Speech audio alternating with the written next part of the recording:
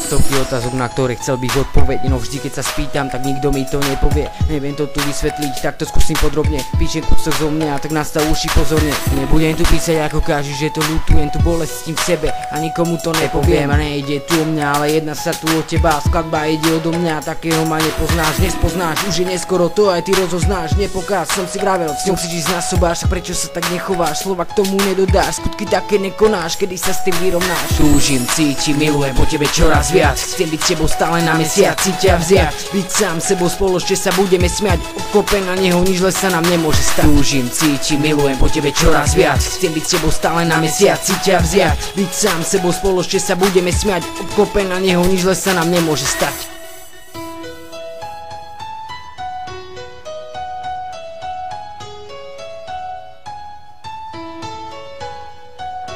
To je ťažké nájsť dievča, ktoré správa sa normálne, ktorej práva krása spočíva v tej pravej podstate. Pozri sa na ňu, tvoja osobnosť ju dostane. Po čase sa čím bližšie, tým viac sebe spoznáte. Keby som to mohol vrátiť, bol by som sa sebou. Nezasypával by som náš vzťah tou hrubou stenou. Porozumel by som ti každou jednou vetou. Prišla by si domov a cítila by si vôňu kvetov. Mala by si ten úžasný pocit, čo aj ja cítim, keď sme od seba. Vedela by si, na čo práve myslím, koho v srdci vidím, to mi je blízkym, ku komu sa blížim. Tebe nikdy zlato neublížim. Túžim, cítim, milujem po tebe čoraz viac. Chcem byť s tebou stále na mesiac, ťa vziať, byť sám sebou, spoločne sa budeme smiať. Obklopen na neho, nič zle sa nám nemôže stať. Túžim, cítim, milujem po tebe čoraz viac. Chcem byť s tebou stále na mesiac, ťa vziať, byť sám sebou, spoločne sa budeme smiať. Obklopen na